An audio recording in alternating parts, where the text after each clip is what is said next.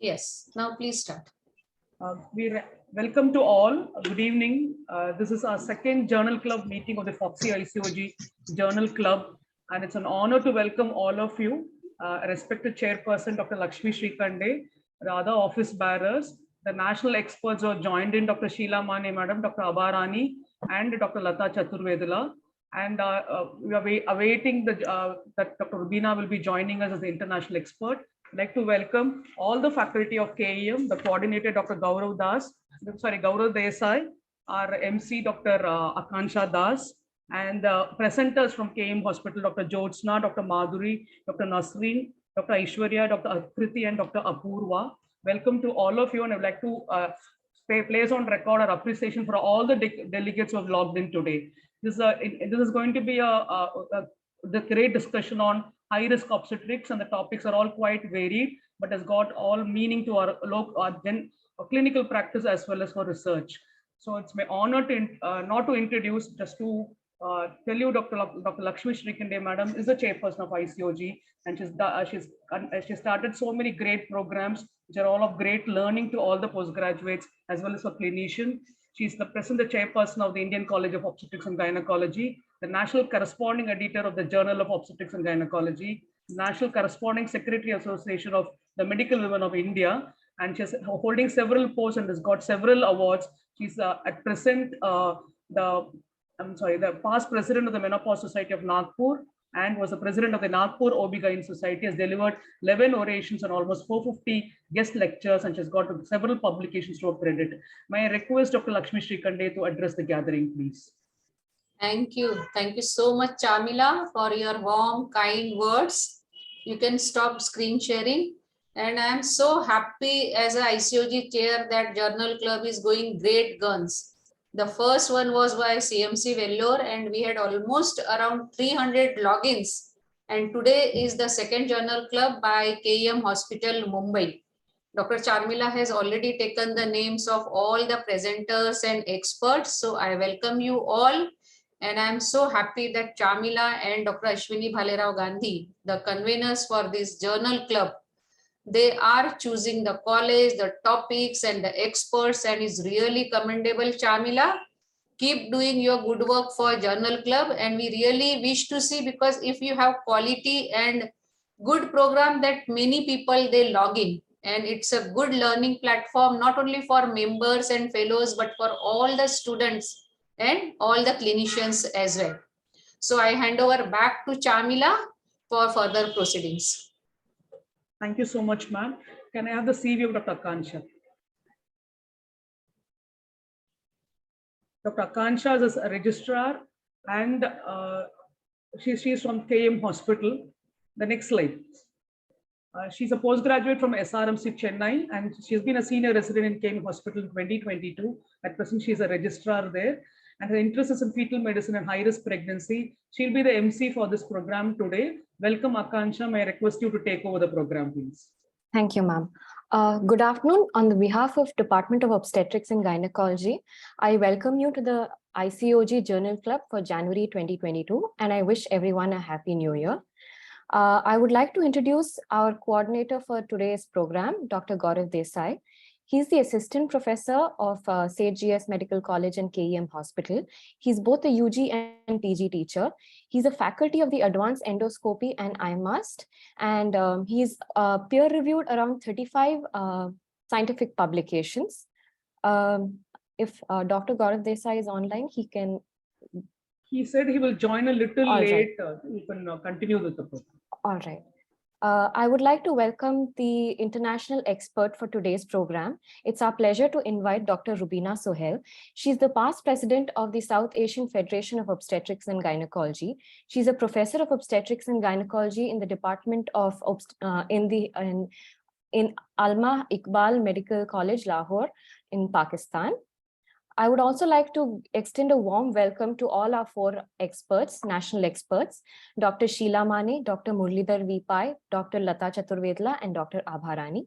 Dr. Sheila V. Mane, she's currently a DNB faculty at KCG Hospital, Bangalore, and she's the president of the ISOPAB Society. She's also the president of the Bangalore Menopause Society, and she's currently the vice chairperson elect for 2022-23 of ICOG. I'd like to welcome Dr. Muralidhar V. Pai. He's the dean of the Sikkim Manipal University, and he's a professor of obstetrics and gynecology. He has around 20 awards for himself, 15 international fellowships, 200 publications, 2 textbooks, and 700 plus guest lectures. I'd like to welcome Dr. Lata Chaturvedla. She is the professor of obstetrics and gynecology of the Department of Obstetrics and Gynecology in JIPMER. She's a faculty of medical education JIPMER. Her interests are high-risk pregnancy, oncology, and infertility. Her passion is for VBAC and external cephalic version. She's peer-reviewed journal articles and has around 30 publications in national and international journals. I would extend a warm welcome to Dr. Abharani Sinha. She's a professor and HOD of Department of OBGYN, SKMC Muzaffarpur. She's a governing council member of ICOG from 2021 to 2023, president of the OBGY Society. She's received the FOGSI Championship Award by the president of FOGSI of Pune Obstetrics and Gynecology in 2017 and 18.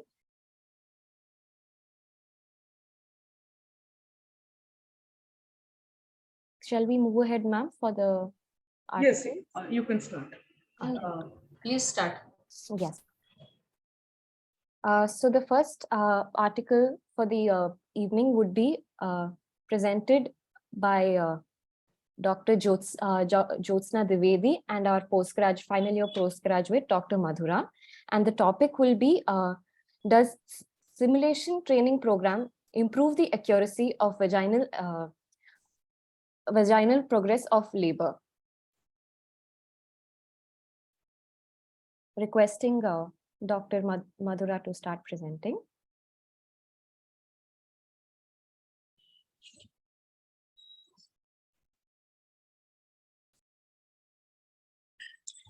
Good evening, everyone. My name is Dr. Madhura Mandlik. I'm a third-year resident in the Department of Obstetrics and Gynecology from KM Hospital. And today, along with my assistant professor, Dr. Jyotsna Dwivedi, we will be reviewing an article, Does Simulation Training Improve the Accuracy of Vaginal Assessment of Labor Progress? This study was conducted in St. G.S. Medical College in KM Hospital, Mumbai, and this article was written by Dr. Girija Swaminathan and Dr. Shashanki Parulekar. This article has been published in Curious, which is a journal which is a part of Springer Nature. What was the main aim of doing this study? The main aim was to measure the utility of the simulation training model for training purposes over and above conventional methods of training for vaginal assessment during labor. Vaginal examination is most accepted method of measuring labor progress.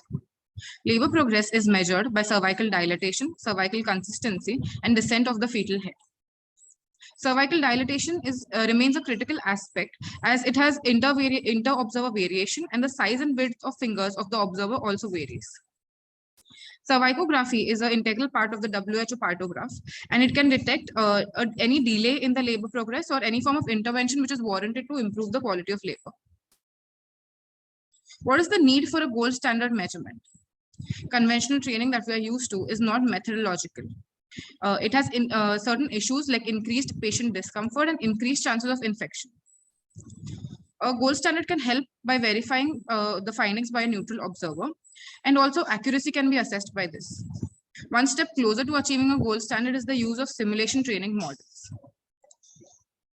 The main aims and objectives of the study was to determine if conventional training methods are enough for training PG residents, and also using the simulation model to test this.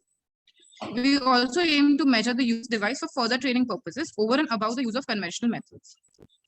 This is the simulation model which was designed by the indigenous materials available, and this can easily be also replicated in low resource country like ours. This was a simple and economic model which was designed. This study was a cross-sectional study which was carried out in the one of the premier institutes and a tertiary care center in Maharashtra. Around 150 participants were recruited, and they were divided into 2 groups, each of 75 participants.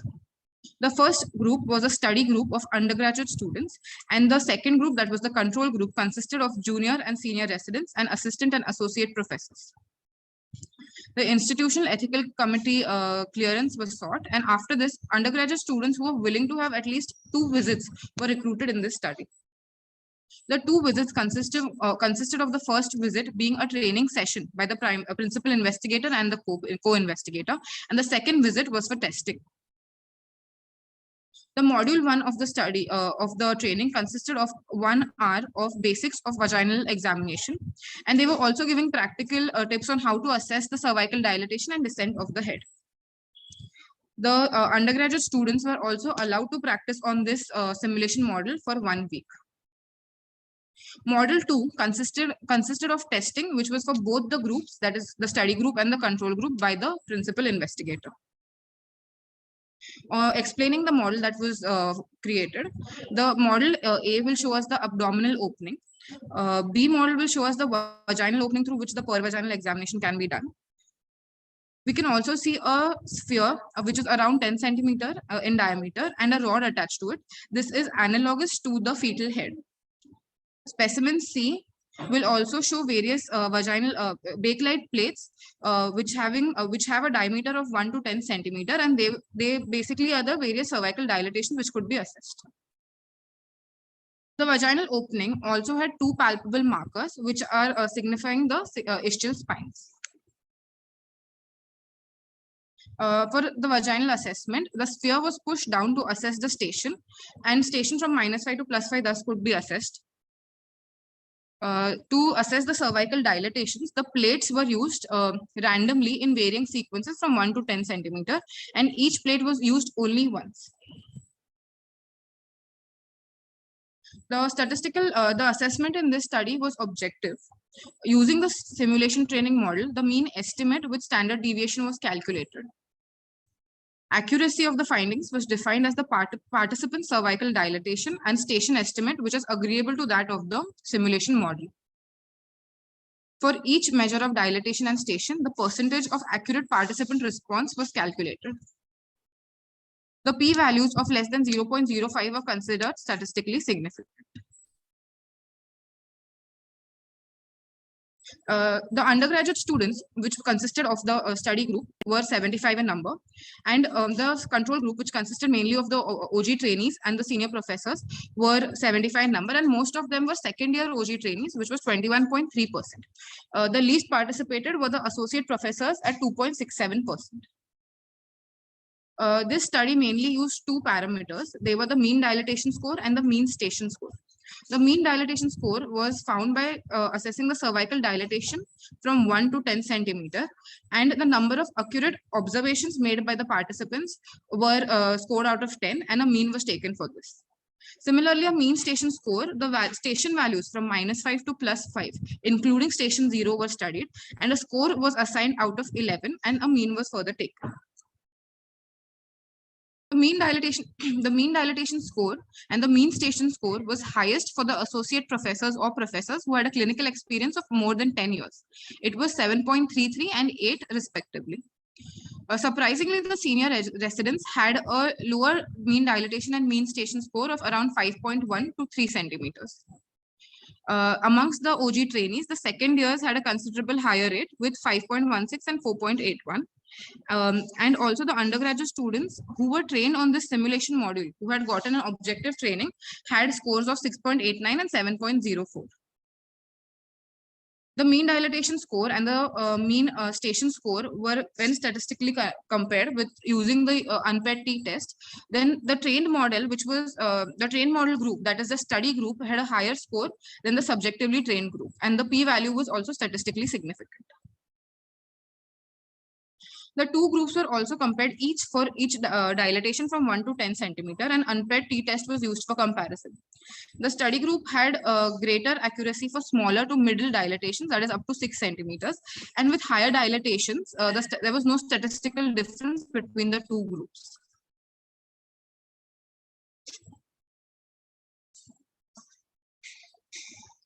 The two groups were also compared each for fetal station. The study group participants had higher accuracy in most of the ranges than the subjectively trained group, but stations of 0 to +1 did not have any statistically significant difference. Accurate estimates were seen in 63% of the responses, and the accuracy was highest for dilatations between 1 to 4 centimeters. As the dilatation increased, the accuracy declined. This was the first study to assess cervical dilatation as well as the descent of the fetal head. Here, comparison was made between the undergraduate, postgraduate students, the senior residents, and the qualified faculty. Vaginal examination is a skill honed over years. Hence, improved accuracy was seen with higher amount of experience in clinical years.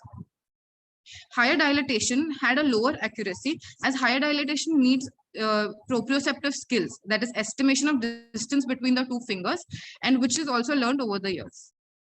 Station from 0 to +1 is easier to assess, as ischial spines are easier to recognize, and hence no statistical difference was seen at this station. The students who were using this model had better performance with respect to all of the stations when compared to the subjectively trained ones. A study conducted in 1989 by Derek Tufnell et al. Used a carefully designed set of simulators, or cervical set simulators, which showed dilatation and effacement. Comparison was made between the midwives and the obstetricians, and accurate estimates were found in 49% out of the 360 examinations. In corroboration with the study we are presenting, inaccuracies were greater from 5 to 7 centimeters of dilatation.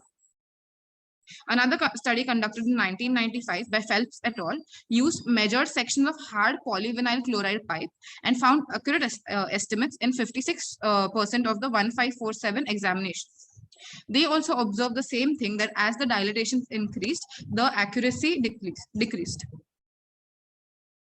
Another study was conducted in 2004 by Hun et al., wherein they used soft models as well as hard models. However, they found that the soft model accuracy was lower, with only 19% of accuracy, and hard models had 54% of accuracy. Soft models could have been less realistic, was the explanation that they gave. Another study was conducted in 2007 by Buckman et al. And herein the dilatation scores were compared between the consultant, the researcher who was a consultant, and the registrars at various levels. Here there was agreement of 49.2% between the researchers and the observers. Here again, the inaccuracy was increasing with the increase in dilatation. 63% out of the 1500 examinations that we had in the study were accurate. All of the previous studies that were undertaken did not train the individuals, but in this study, training was imparted to the undergraduate students. Hence, in the previous studies, no conclusion could be drawn about the usefulness of these models as a tool for training obstetricians and students in the future. Why is having a simulation model better than the conventional teaching methods? Usually, as a postgraduate, we learn how to do a pervaginal examination by trying to relate our findings to a senior's findings. So thus, in this way, subjective impression of one person to another is passed on, but there is no judgment formed, as there is no tactile guidance about the dilatation of the cervix. There is also an increased ethical issue that discomfort and risk of the patient can also be there due to the repeated pervaginal examinations. The limitations of the study were that effacement and position of the cervix, which are important predictors of labor, were not assessed in this study. Also, the undergraduate students were only tested on the simulation models, and they were not tested on in live scenarios like on patients. Training on simulation model will improve trainees' accuracy in their formative years. Training model could be also valuable addition and should become a part of the routine undergraduate and postgraduate teaching curriculum. Also, I would like to conclude by saying that Benjamin Franklin had rightly said that tell me and I forget, teach me and I may remember, but involve me and I will learn. And one of the important process of learning is having objectivity. Objectivity is undistorted by emotion or personal bias and is based on an observable phenomenon. And by including such simulation modules, we can improve our objectivity and improve our learning as further clinicians. Thank you. Thank you, Madhura. Wonderfully done. Can you stop sharing? Yes, ma'am.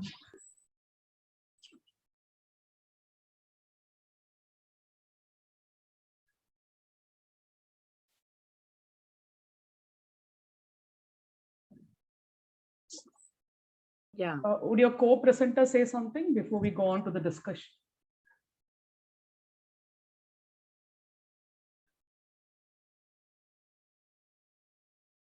Dr. Madhura? Yes, ma'am. Would your co-presenter say something before we do? I think Dr. Jyotsna is there, right? Yes, ma'am. Anything about the study you would like to say before we go on to the discussion? Ma'am, actually the thing that we felt in this is that only 75 students were included. The number of participants was only 150, whereas we being a premier teaching institute, we also have large number of undergraduate students and postgraduate students. So the sample size is a little smaller one. Had it was done on a larger scale, things would the conclusion would have been, or the statistical analysis would have been better. Sheila madam, would you like to? I think congratulations to both of them. Very well presented. Thank you. As they rightly pointed out. Now, in your study, you must have gone through it. I mean, you can just tell us the reason that for the undergraduates, what they said that they were better in their assessment when the dilatation was less than 5 centimeters, isn't it? Whereas the seniors were better when the dilatation was more or like 8 centimeters or 10 centimeters. That's what the study says. So how it has been, what are the facts like they have put for that? They have given this explanation in the discussion of the study, and they have postulated that as the dilatation increases, the proprioception, a human's proprioception comes into play, and we have to measure the distance between the two fingers, and which is different for everybody. So that is one factor which could not be maybe taught to them, as it is an innate sense of proprioception that comes with all of us being. And which with time, with experience, it improves over the period of time, and hence seniors were able to to identify the higher dilatations more accurately as compared to the undergraduate students. But your senior registrars did not do well. Ma'am, actually, that was something which even we felt a little late, because they come from different institutes. So the number of patients that they are exposed to is varied amount. And maybe the senior registrars who were included in the study were not exposed to those many amount of patients as compared to the OBGY residents that we at our institute, the number of patients that we as OBGY residents come across.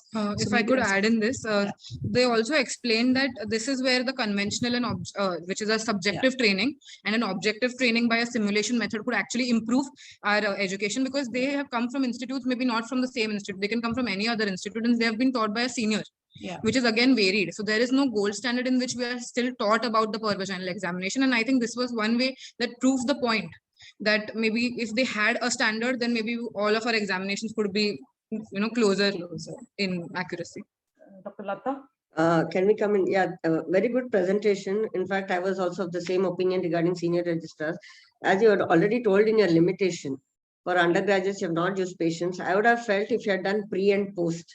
Okay, yes, that would have been a very good study than comparing seniors, and this is a very heterogeneous group.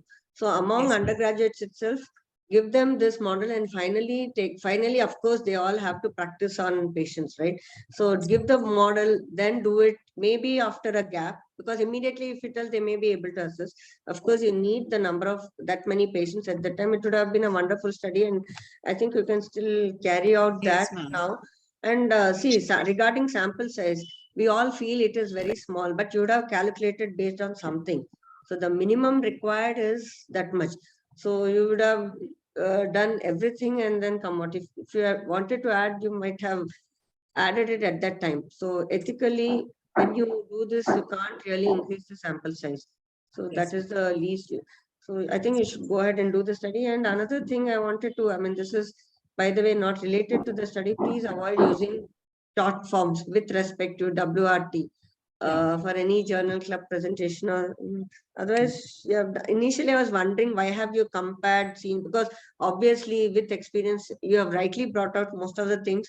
Their experience, all of us obviously will know what 7 centimeters, and the accuracy will be much better than an undergraduate. So do it in among undergraduates pre and post, and you can do a crossover study and whatever, but do it among undergraduates. It will be good. And even maybe about postgraduates also. Probably Yes. should take I it as a think, pilot that- study and that continue is it. a good suggestion, Lata, amongst the Yeah. postgraduate, because again they have just joined first Yes. year. They'll be like undergraduates only, Yes, in fact, yes. because and then again for Again, them yeah, it becomes a subjective learning, because whatever is exactly. taught by a senior resident, Yes, not yes, even a yes. senior person, Awesome. and just they And also, again, as they said, most of we don't know where they are coming from. Not all hospitals or all medical colleges, they have access towards patients. So it will be good for a first year postgraduate, and because this is the beginning. Yes. Dr. one more Abharani, thing they said was regarding the station. I think the accuracy was more for when it was a 0 or I Plus think one. -1. Maybe that is because there is a landmark ischial spine. Yes. Yes, ma'am. They- Abha, Thank you, madam. Dr. Charmila, for calling me. So I think it was a very good study and very well presented. Congratulations to both the speakers. I Thank think you. the limitations, it has been very well discussed. But one thing, that the training part was good. Like first the students were trained and then they were asked to do it. While in other studies, what you had compared, it was not done. Yes, And ma'am.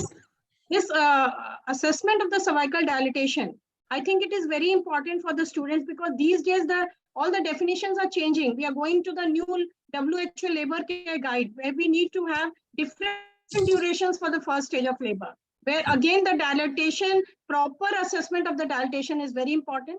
So I think you have taken up a good subject, and I think this is the advantage of this subject, that we should introduce these models in all the medical colleges. We should have a skill lab, and the same type of model should be used with the same standard everywhere. So all the students, they learn the same thing and they have a uniformity. So well done. Congratulations. Thank you, ma'am. Dr. Gaurav Desai has joined. Would you like to say something, Gaurav, before we go on to the next article? Yeah, I'd like to first just acknowledge that the efforts taken by FOGSI and ICOG to hold this webinar, and also the time taken out by all senior people and efforts, Dr. Charmila madam, Dr. Sheila Mane madam, and Dr. Lakshmi Shrikande madam, and also for the residents and the lecturers who are taking actually time out from their busy schedule. I think Dr. Jyotsna and all are on call. So in spite of being on call, they are presenting this. So I'd just like to thank everyone for having me also on this webinar. Dr. Rubina has joined, Dr. Gaurav. Yeah, I'll try to contact her. I think Okay. I'll try to get in touch with her. Oh, okay. I'm seeing Dr. Ranjana Khanna madam who's joined. Can you make her a co-host, Kanchan? Yes, ma'am. Yes, ma'am.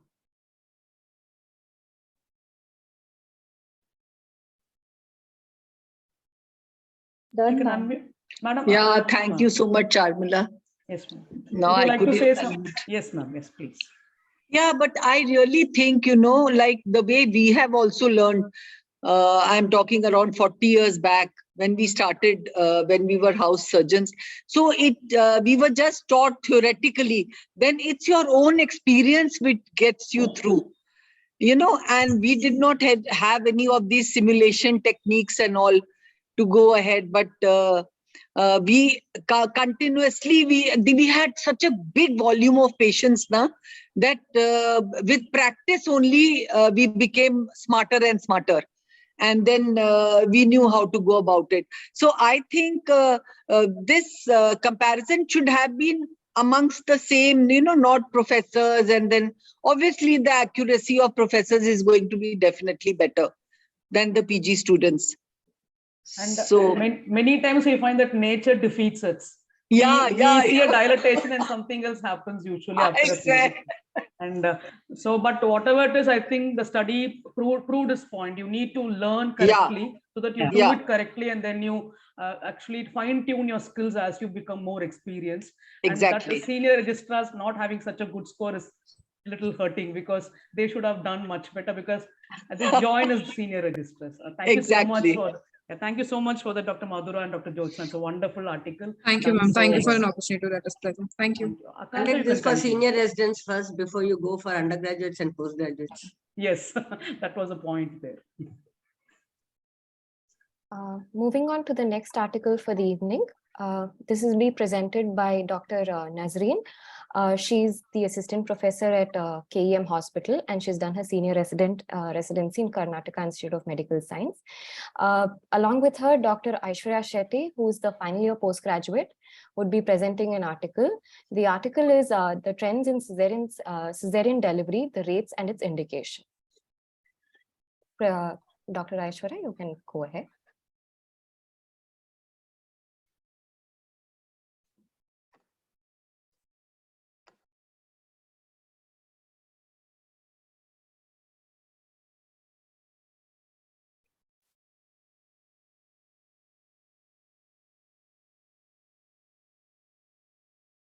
Dr. Aishwarya? Yeah.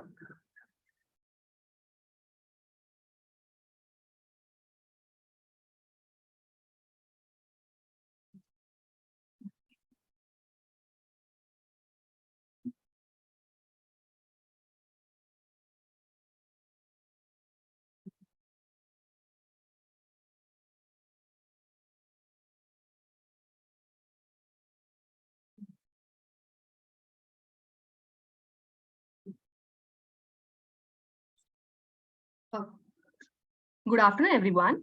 I, Dr. Aishwarya Shetty, working as a registrar in OBGY department in KEM Hospital, along with my lecturer, Dr. Nazreen ma'am, will be presenting an article on trends in cesarean section. The article will be presented by Dr. Sheba Mittal, Sachin Pardesi sir, and Dr. Niranjan Mahadev sir, which was presented in the Journal of Obstetric and Gynecology, received on 13 February 2013 and accepted on 11 November 2013. So what are the objectives of this articles are to compare the cesarean delivery rate over the last decade and to examine the indications and contributing to the changing trends. Introduction. Cesarean section is one of the most commonly performed surgical procedures in obstetrics. Cesarean section rates increase in the different parts of the world, including developing and developed countries. Increase in both primary and the repeat cesarean section were noted. What are the indications of the cesarean section? It can be fetal, maternal, and obstetric indications. The fetal indications include fetal distress during labor, non-reassuring cardiotocograph, breech presentation, multiple gestation, malpresentation, prematurity, Doppler changes in the fetus, and intrauterine growth retardations.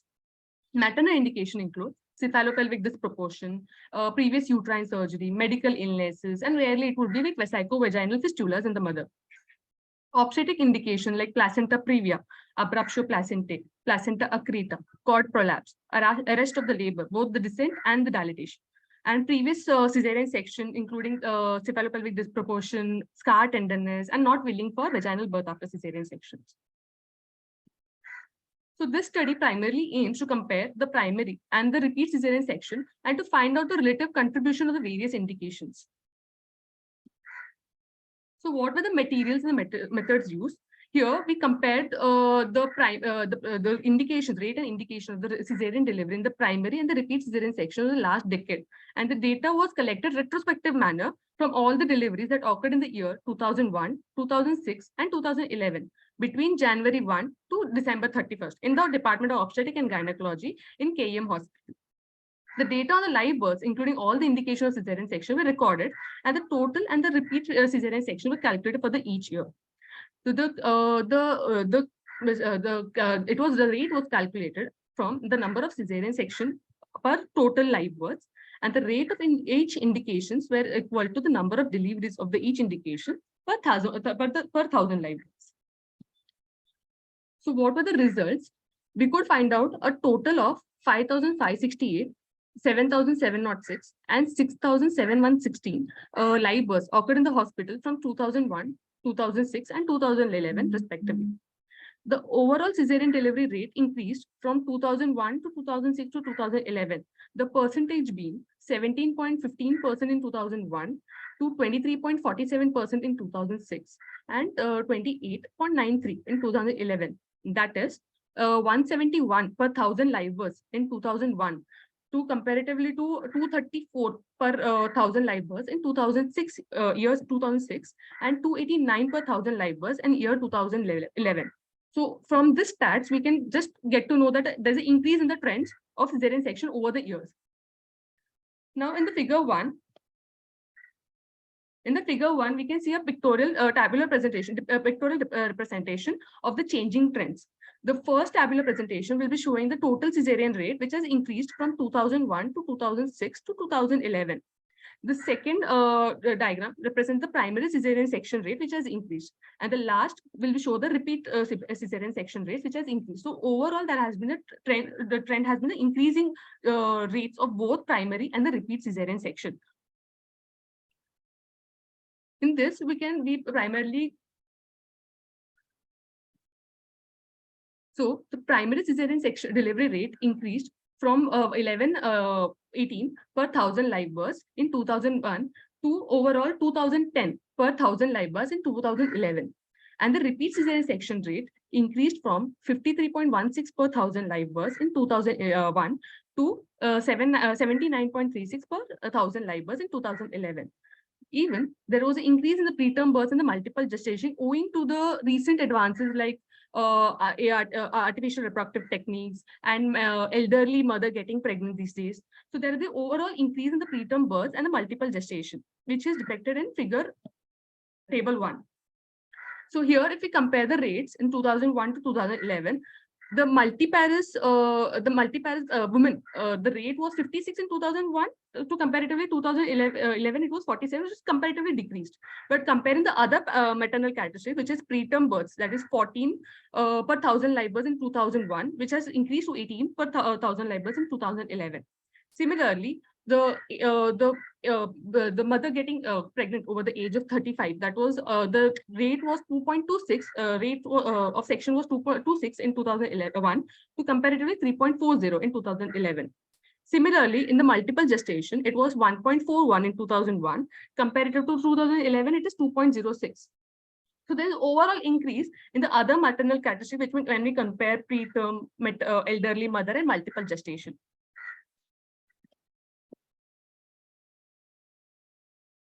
So in this diagram, which represents the which is contributing to the primary increase in the cesarean section in the first primary cesarean section, which is in 2001, 2006, and 2011, which is the indicators include cephalopelvic disproportion, fetal indication, maternal indication, obstetric indication, multiple gestations, malpresentation, arrest of descent, arrest of dilatation, and fetal distress. The primary being the fetal distress, which is diagnosed earlier due to the recent advances in our obstetric department. In this is a tabular presentation of each indications, which has over the period of time, that is from 2001 to 2011. So in this, we can see the fetal distress, which was diagnosed like in 2001, it was 58 per 1,000 live births.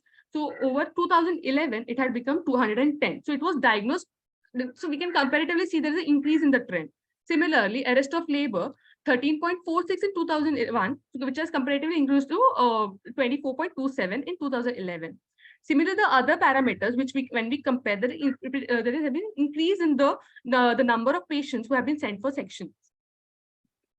Similarly, this table presents the specific indications which have been included in the repeat cesarean section, which include in fetal distress, like in year 2001, it was 12.39.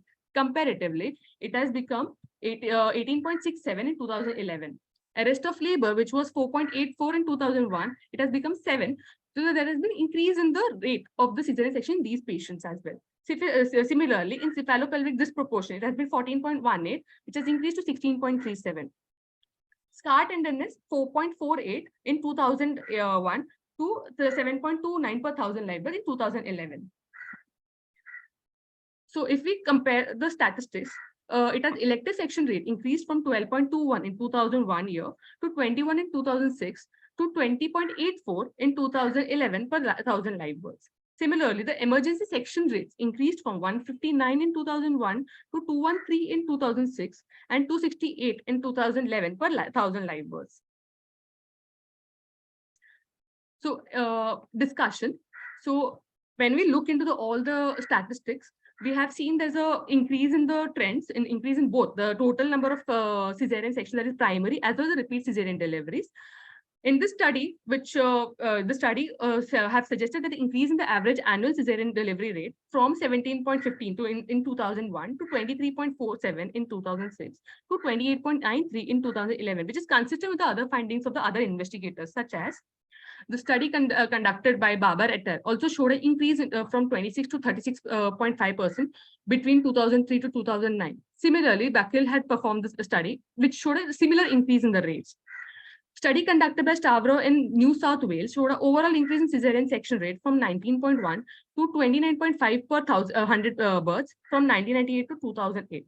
A similar study conducted in Singapore by Chong et al. Also depicted an increase in the rate from 19.9 to 29.6 per 100 births from 2001 to 2010. Now, when the data were compared, the largest contributor to the primary cesarean delivery rate was fetal distress. And even the national survey report showed a fetal distress as the largest contributor to the cesarean delivery rates. The present study also shows an increase in the labor arrest disorder due to increase in the arrest of dilatation as well as descent, increase in the diagnosis due to because of earlier detection, recent advances, and because of decrease in the difficult instrumental deliveries over the period of time. The highest contribution by the fetal indication to increased cesarean rate also reflects a better neonatal care with the improved survival of intrauterine growth retarded baby, which can be depicted by the decrease in the perinatal mortality rate over the years. Similarly, there has been also increase in the preterm live birth rates in this period. So the findings of increased maternal age, maternal pregnancy rate may also be because of increasing fertility and use of ovulation induction drugs and better advances in managing these patients. So when we conclude this, when we conclude this, the rate of primary cesarean section rate has increased from 2001 to 2011, which include both the primary and the repeat cesarean sections. In the primary cesarean section rate, indication like labor arrest disorders and fetal distress shows an increase more than objective indications like malpresentations. And in repeat cesarean section, history of 2 or more previous sections and scar tenderness contributed more than the fetal distress. Thank you. Can you stop sharing? Yes. Dr. Nasreen wants to say something before we go on to the discussion. Yes, ma'am. Good evening, ma'am. I would like to tell that in this study, which is conducted, that is the trends of cesarean section, increasing trend, we could conclude that the trend of cesarean section has been increasing every year. And hence the study when taken in 2001, 2006 and 2011 shows a tremendous increase in the trends. So actually for this, the indications taken, the limitation which I see here is that Robson's criteria could have been used to categorize the indications for cesarean section, which could have been like depicted very well, which indication is actually leading to a proper management in further. And then we can also see that multiple pregnancy and preterm births, these have been increasing because of good care in the infertility department. And also we can see that nowadays mothers or the parents prefer to have 1 or 2 kids either by normal delivery or by cesarean section. They always prefer to have a good baby, and also like 1 baby is 1 or 2 babies are enough for now. When we see a age prior to this, around in 90s or in 80s, people used to prefer to have many number of babies. There's like God, Bhagwan deta hai to le lenge. That was the motto. So in that, what used to happen is they never used to allow for cesarean section. They used to wait till whatever happens, and most of the times they are like gravida 7, gravida 8 with 1 or 2 IUDs because of their late attending to the hospital. But they always used to wish to have a normal delivery, whatever the outcome of the baby is. They used to always believe that next baby will be fine. But now the trend has been changing. Now people prefer to have 1 or 2 healthy babies. I think this is also contributing to the increasing trend of cesarean section from the patient side. And from the doctor side, we also see that nowadays patients are more on the legal, like more educated regarding the legal terms. And hence what happens, doctors it's like a double-edged sword to the doctors. They can't take so much of trouble conducting difficult instrumental deliveries and take more time to see prolonged labors. And they also think on their side. And most of the time what happens is they go for cesarean section for these patients. So in this all things, there is increase in the trends, and there is reason for increasing fetal distress. What happens is nowadays NST has been like a basic instrument in all the labor rooms. I don't think this was the criteria some years before.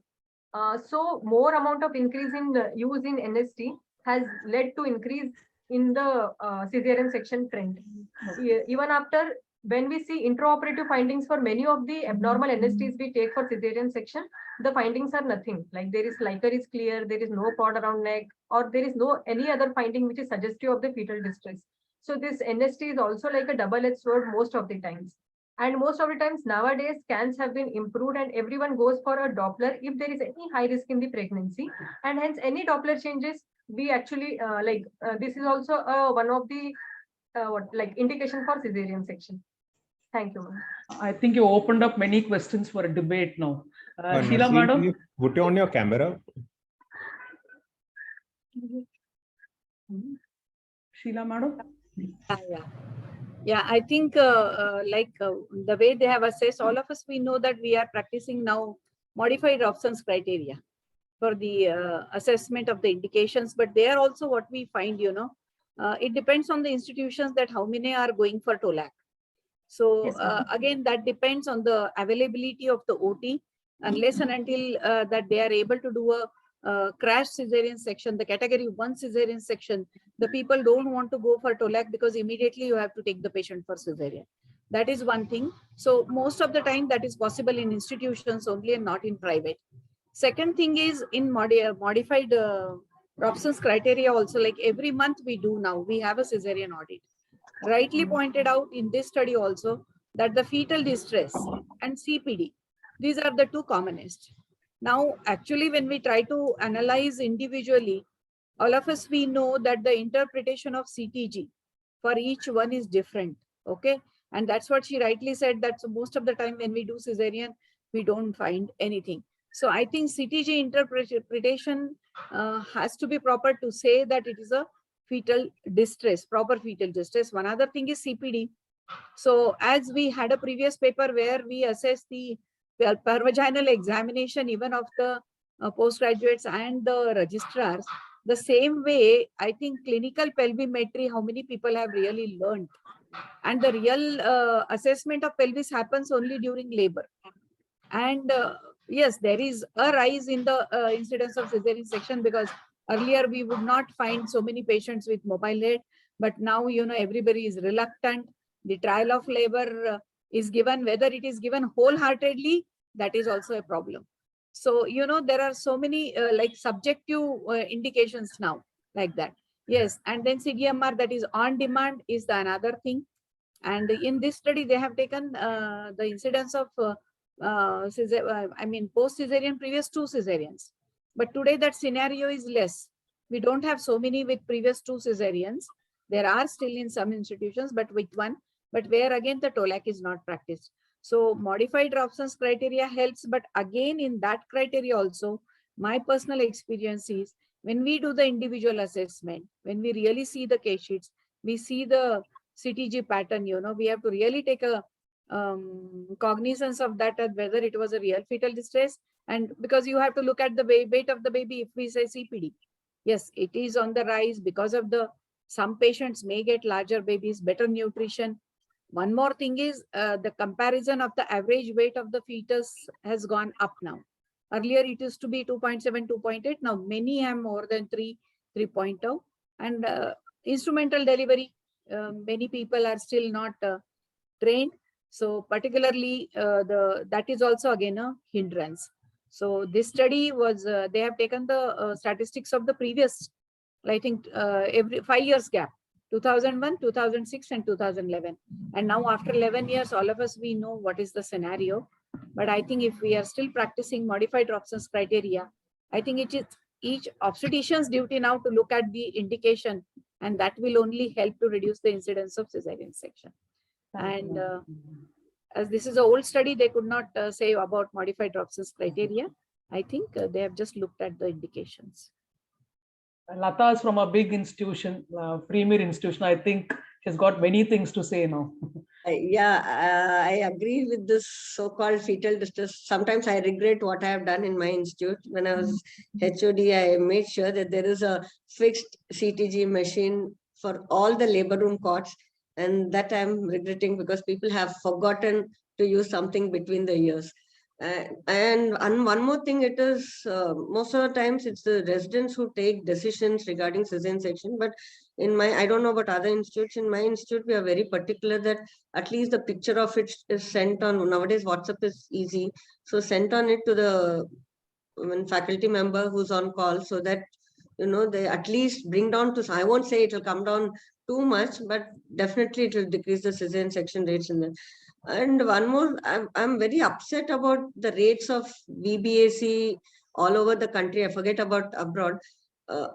Don't induce, but at least when patients come in labor, give them a chance for conducting vaginal deliveries, because that's where people are. The moment patient reaches 39 weeks, people are jittery and they start doing cesarean section, which is not necessary. If Liker is good, you're monitoring them, wait. I mean, just now we had one person from US, Rohan, he's also talking on inductions. Maximum you can wait till 41 weeks. At least let her go into labor, sweep them, but that is also not happening.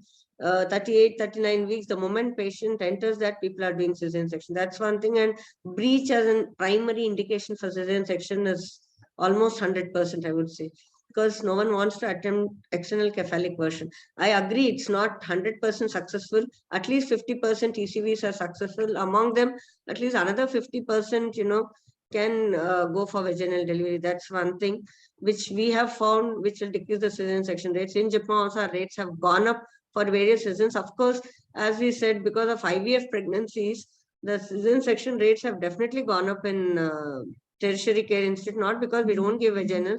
It's because many of them come with donor embryo or 40 years and above, and though they are willing, we are sort of worried because induction and all these things cause a bit of a problem. And because of this, the next pregnancy, previous preterm sections and the next successive pregnancies, that again we have to think about. So there are various factors why cesarean section rates have gone up, and as she said, definitely good.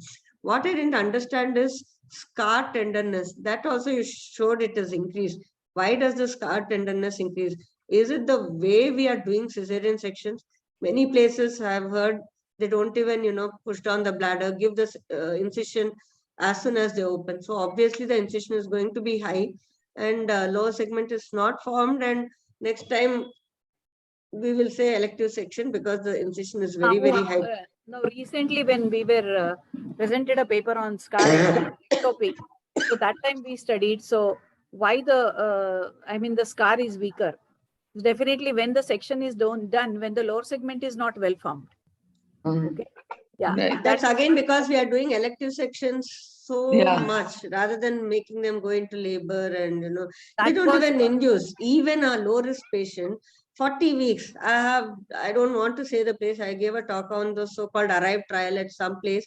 When we said, why don't you induce weight? No, if I don't do this, they'll go to, it's like, shopping. They go to some other hospital and get there. See, just somewhere, somedown, it has to be broken. Patient will go away, and that fear is there. Okay, leave private. What about medical colleges? Why are faculty in medical colleges not practicing? Many, today also, some of my residents yesterday night, we had again discussion on this thing. Madam, vaginal deliveries for previous section, they do not want to give VBAC. Why is this? That somewhere we have to make a difference. Unless, no point discussing about raising cesarean section rates. That's what I have to say. Dr. Abba? I think yes, I should thank Madhur, who presented. They presented again pretty well and brought out all the points. Aishwarya, Dr. Aishwarya, yeah, quite well. And in fact, I don't think we need to do the Journal Club discussion. They're coming out with all the limitations of their study and all the problems too. Thank you. Thank you, ma'am. Thank you, ma'am. Dr. Abba? Yes, Dr. Charmila, it was very well presented study by Aishwarya and Nikhat, I think so. And the point that they have raised, increased cesarean rate, I think there are other points also, like the age of the mother. These days, the women, they're getting pregnant at older age, and everybody is scared. The patient is scared. She comes for a cesarean on maternal request. And then apart from that, the other points that is important, the weight of the baby, as Dr. Sheila Mane has rightly pointed out. Either it is too much or it is too less. So there's more cesarean section these days for increased baby weight as well as for fetal growth restriction. Preterm, definitely Iatrogenic preterm rates has also increased because of the increased maternal complications like diabetes, uncontrolled diabetes, hypertension. We are finding more cases these days. If we look back 10 years back, these days we are finding more cases of maternal complications. Apart from that, I would also like to say that simple things like institutional deliveries, I think that has also caused an increase in the C-section rates, because these patients, they are having, most of them are having CTGs and with improper interpretation of CTG. I think that point was very rightly said, and as HOD and as faculty, I think we should teach all our students how to interpret the CTG properly. Otherwise, we are going to have these unnecessary C-sections. And of course, intermittent auscultation has to come. All patients should, all low-risk patients should not go for a CTG. And the other point that I would like Dr. Abha, I think Yes, the new WHO care guideline where, we are also going to monitor the second stage. We will have to really look into it, that whether if we start practicing that will bring more positivity, and the people will have more, because we look at the second stage in the labor care. Increase, Madam Sheila, Madam, this new LCG guide, the duration of first stage of labor, the duration of second stage of labor, it has increased so much. If we seriously go into it, and because these durations, they have come up after a lot of study, they have found that it's not causing that much of harm. So if we use those durations in our clinical practice, if we practice them, I think we will be able to reduce our C-section. That is one very important thing. And the other thing is, I think the place of delivery also. In private institutions, I was going through a systematic meta-analysis, and what I found, there were rates around 75%, 80%, 90% in private institutions. So I think we really need to look at these things. We do not want our patients to land up with placenta increta, accreta, and percreta, what we see these days. In our, I think 20 years back when we were residents, we never found these cases so frequently. So we all need to work together to decrease the C-section rates. And it was a very good presentation. Scar tenderness, how many of them know really it is a scar tenderness? I think. And how many of them they know how to look for scar tenderness? I think we have to teach our residents. If you just call them, they'll just press on the abdominal scar and say, "Madam, there is scar tenderness." So I think these trainings have to be done. And we need to reduce the C-section rates. True. Aishwarya, again, I want to just comment on your slide. Sorry, I thought this should be done. Don't make everything in capital letters. Title is okay. You can go it into format where you have every word which is, capital. But in this thing, in the table, your first few slides when you put up about the numbers, it would have been better off if you had put in a table format. It will be easier to do it and highlight what is important. So that significance, those things will be very effective rather than later on you did put some graphs, but it will always be effective to modify everything. Initially I was getting confused with so many numbers. So Dr. Madhuri Doshi has put something in the chat box. She says there is an updated guideline from ICOG and Angle of progression, midline angle, and head perineum distance, which helps objectively. That is ultrasound, I think, intrapartum. Yes. I moderated a panel, Dr. Sheila, in the AICOG in Kolkata, where we had a talk about use of ultrasound in the second stage of labor to know the head to perineum distance. And accordingly, and the angle was also in one of the literature. But when I talked to the audience, I think only one person stood up and said, yes, she is using ultrasound in second stage of labor. I personally am not doing it. I'm working in a low resource medical college. But I think anybody can come up with their experience, Dr. Lata or Dr. Sheila. No, we don't do. I believe in being more clinical rather than using gadgets for everything and anything. If you've learned properly, like in the first study, probably you will do it much better with the fingers compared to any other. I remember Dr. Devdas, he always comes up with a very simple. He had an instrument that is one cup with a rod, okay, and introduce it vaginally and measure the distance. Okay, yeah. So what is the station. By ultrasound also they are doing that, that measuring the distance. But he had that simple rod, which can be used even to measure the distance. That was one thing. And another thing, somebody is asking about the roll-up partograph. See, the partograph is always there in the labor room, okay?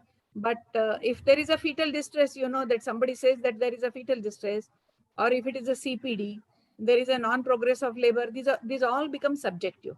Individual assessments. As Dr. Lata said, I still remember earlier we had to call the person on call, the senior, tell the findings, and if they has to tell us, no, you can wait for some more time, we had to wait.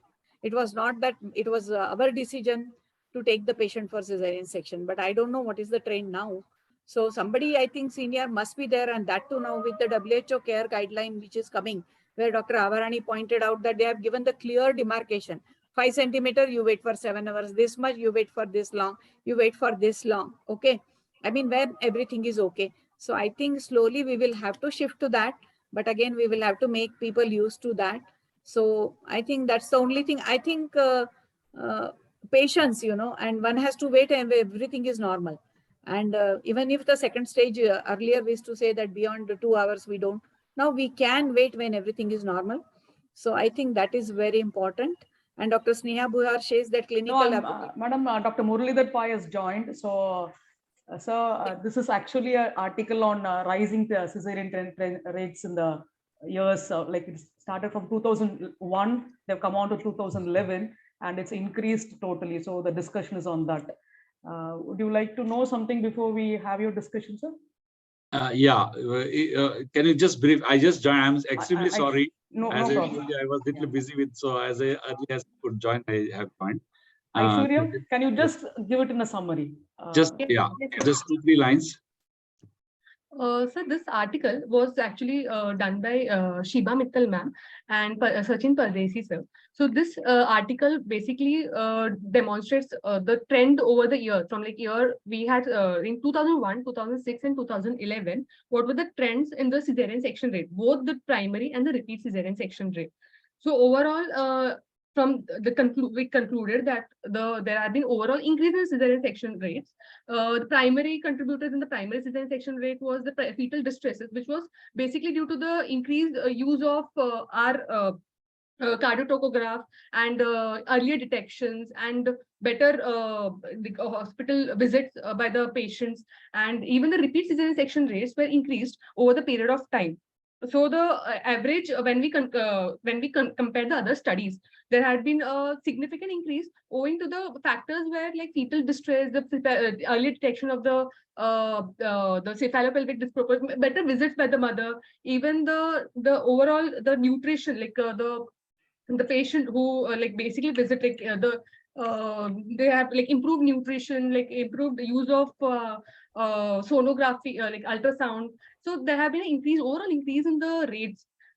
So actually, there are more mothers over the age of 35 from 2001 to 11, and there was also an increase in the multiple pregnancy rate. So that had contributed to the primary cesarean rate increase. And the other thing was fetal distress is actually the indications for fetal distress has tremendously increased from 2001 to 11, and that was very drastic in that study. So the interpretation, all the experts felt that the CTG interpretation was actually not done well properly, and that is caused. So what is your opinion on that, sir? CPD and CPD also. CPD also. Even the newer techniques today these days. Thank you very much. I had given a talk several places. The title of the talk was electronic fetal monitoring and beyond. Now, electronic fetal monitoring is not a new thing at all. It's been there for 60 years, 60 years. And at the end of that, a beautiful article came in BMJ saying that, the essence of the electronic fetal monitoring has increased the, pickup rate of fetal distress all over the globe. So that's why they tried to add STAN, that is, ST segment elevation, but that has also not helped much. Then there came several things, and all of them have, either failed or they have injury, not really stood the test of time. Then came computerized analysis of the electronic fetal monitoring. Dr. Muralidhar, just a minute, sir. Good evening, sir. Sir Sonawala is here. Sir, good evening, sir. Yeah. Yes, sir. Please continue. We welcome you. So computerized analysis of the CTG came, thinking that there is that article has beautifully brought out the human factors, like starting from the training is not so good, or overinterpretation, tiredness of the doctor, laziness of the doctors, and so on and so forth. So computer, we thought, may be a better analyzer than the human analysis or interpretation of the CTG. Yes, that has definitely improved slightly, but it has not really overcome the thing. That is one aspect of it. The second aspect of it, after detecting fetal distress, either by personal, the individual's interpretation or a computerized interpretation, or including STAN, what has been the outcome? Have we been able to reduce the neonatal outcomes? No, except few cases of neurological problems. We have really not been able to bring down the neonatal outcomes or improve the outcomes. What it all means is that, yes, only the rates of cesareans have increased without really improving the neonatal outcomes. That is one aspect of it. Second aspect of it, using other gadgets like ultrasound. Now, ultrasound analysis of the fetal heart rates, as well as other things like descent of the head in Manipal, we have given thesis to different types of thesis, use of ultrasound in second stage, first stage, and everywhere. To connection went. Madam, by the time he joins, Ranjana, madam, would you like to say something? You have to unmute yourself. Yes, ma'am. Actually, in private practice, the scenario is very different from a hospital. Like initially, I was in the hospital, so we went on, and even initially in our practice also, Charmila, I used to go to great lengths to achieve a normal delivery.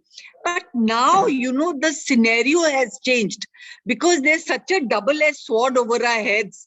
So as long as the patient, everything is absolutely clear and the patient, the progress of labor is going on well, we'll proceed. But any hint of slight trouble, we don't want to take a risk. Because otherwise in private practice, you know how it is. We have to face the music. Totally. In a hospital, you have shared responsibilities, but not in private practice. So that is one thing, that because of this consumer forum thing, so that is causing trouble. And but before the advent of this, in my earlier, say 15-20 years of practice, I used to go to great lengths without any problem, and the people used to thank us, touch our feet when we used to deliver the baby normally and all. But now the first thing they say is, agar dikkat hai to aapne operate kyun nahi kiya? That is the first question. Aapne operate kyun nahi kiya? And earlier they used to say things like, kya aap operation nahi karte ho? So they are themselves, and the age, normally I've seen girls getting married at 35. So they'll come to us and they'll say, ma'am, badi great difficulty se I have conceived, and I want this baby at any cost. I don't want to take any risk, and on request they'll get a cesarean done. We'll ask Aishwarya about the data on that. How many refused a vaginal delivery and went for a cesarean? And I think the lecturer mentioned about that many patients, they do not want to undergo labor for a long period of time. So do you use epidurals in your center, Aishwarya? Yes, ma'am. We do use epidural analgesia. So in spite of that, they ask for that? Ma'am, many patients are compliant.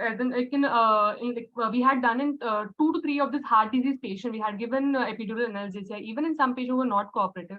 But many went into for example, there was one patient which I had experienced. She was non-cooperative and she voluntarily said, I want to go for cesarean section, irrespective of whatever is the outcome. I want to go for cesarean section. Many patients, I think we should collect data on that. Like Charmila, there was one patient of mine who was a teacher, and she told me her mother-in-law had come with her for the delivery. She said, she came when I was examining her, she said, ma'am, you please do my cesarean. I'm seeing other patients screaming. I'm not able to tolerate that much of pain. So I'll scream wildly 2-3 times without much pain. And you say that, she told me the indication. She said, you please tell my mother-in-law that the baby is having distress and I need to be taken for a cesarean. She will not refuse. But actually, based on this paper, we need to know like the major indications were fetal distress. The second was, I think, arrest of labor. Yeah. And the age about 35 and all that. I think we need to redefine our criteria for both refusal of fetal distress vaginal as well delivery. as dystocia. I Yeah, think, but actually sometimes patients are very Madam, fussy. No, COVID taught us when you do a watchful expectancy, expectant management. Yes, I think more went for vaginal deliveries compared to Yes. when we went for that O'Driscoll's active management of labor. I think these cases were done when we are following the active management of labor protocol, Aishwarya, in your center. Yes, ma'am. Yes, ma'am. You are doing active. Now, what is your protocol? Have you changed your protocol from active management to the WHO labor guide? We do active management. No, have you changed your dystocia criteria? I'm saying, because there's a shift from 4 centimeters to 6 centimeters now. 6 centimeters. So what Yes, have you ma'am. done? Have you We changed? follow from 4 centimeters, ma'am. Like active labor starts from. So you have not changed it still, like to the newer criteria. Lata, have you changed in JIPMER? We are not using the labor guide care guide as such, but yes, we don't do off ARM at 3 to 4 centimeters. We wait for them to progress. We have to implement the labor care guide per se, though we are using partograms, but that we have to the same. But one thing I say is like PROM and all, we are waiting. We are not like 3 or 4 hours definitely induce and all that. We just wait. So lot of waiting goes on. Even between induction, sometimes, there's no emergency to continuously induce. We do wait, and a lot of them deliver also. So that is Aishwarya, I think there should be a shift of policy from active management to the newer criteria. That seems to have brought down the cesarean rate. Yes, ma'am. Sir, Muralidhar Pai has joined I'm again. sorry, I lost the internet connection. I'm back. So what I was trying to tell, even ultrasound when we used, that added more confusion and more this one to the clarity. So CTG is not really the ultimate answer. Ultrasound is not the ultimate answer. Doppler during labor is also not really helped much because it creates a lot of confusion. And finally, the partogram. Now again in partogram, the old partogram and the new partogram or the new labor care guide, the labor care guide also has created more confusion among people than it has solved the problems, because as Madam Sheila Madam was telling, in the active phase, it starts from 5 centimeters. Yeah. 5 centimeters you can wait along. So what is my answer for all these things? Number one is that we should not be biased either way, whether to decrease the cesarean section rate or increase the cesarean section rate. The single-mindedness that we have to give vaginal delivery or we have to go for immediate cesarean sections, both of those concepts are wrong. But there is tremendous pressure from the society, there is tremendous pressure from the patient party, and all over. That is the reason, mostly beyond these actual obstetric reasons, I feel is the reason for increase in the cesarean section rates. Nobody wants to take any risk with the slightest possible problems because of the fear of litigation or violence or whatever it is. So it has really become very difficult in the present circumstances to say anything because it is all individualistic and case-to-case basis. But ultimate bottom line would be a close monitoring and correlate things. Just don't go by the decrease in the heart rate. Also correlate it with the meconium staining, whether thick or thin, stage of labor. Suppose she is very late in second stage, maybe you can use a forceps or vacuum and avoid primary cesarean sections. The more primary cesarean sections we avoid, the cesarean section rates will come, because nobody wants to give VBAC nowadays. It is easier. It has become a theory topic purely and to raise the retina examination. So blanketly 99% of the previous cesarean sections are going for repeat cesarean sections. That too in the backdrop of people wanting to have only 2 children, and usually second cesarean section is followed with a concurrent negation. So these are very practical issues. I really do not know. It is a very good theory question in the MD, MS examination, how to bring down the cesarean section rate. But in practice, it is still a question, no answers. So actually, my thesis topic was on VBAC, and we had almost a 75% success rate. And I would say it was basically because we didn't do any active management. Which year? 94, 95. Oh, forget it. 3 decades, more than 3 decades. Dr. Pai, what is your take on sacral loss and cervical dystocia? How cervical dystocia definitely is an entity, but it is not as common as people would put it as an indication for. Yeah. It I is not. remember my professor at my time, the head of the department, she would just she was such a scared obstetrician. She would put her fingers inside and say, oh, my sacral loss, take her for cesarean. But I have seen so many sacral losses delivering. Prolonged labor, no doubt, prolonged first stage, but they do deliver. Now, the question is whether I have the patience, but me having patience alone is not enough. Whether the patient has patience, the patient party has patience, Yes. whether the Residents have society has patience. patience, Whether the residents they have have patience. kindness. So it is totally complicated now. So this topic is better avoided only. Can't avoid. This is can't avoid. No, we wanted the take In home the lighter way. In the lighter way. Sir, I want to know about Lama's technique and its use in normal vaginal deliveries, sir. What is that technique? Sir, Lama's technique, sir. What is that? I'm sorry. I would admit that. Relaxation. Yes, sir. It is like breathing exercises during labor. What? It is like No, walk. see, I am currently guiding a PhD on use Yes, of sir. the peanut ball and all those kind of exercises. I've also guided a PhD on yoga, which would help Yes, in sir. labor and all that. But these are all, I can simply say, at best, just small add-ons. They really do not change the total scenario. If the patient was anyway going to deliver vaginally, it may slightly help her.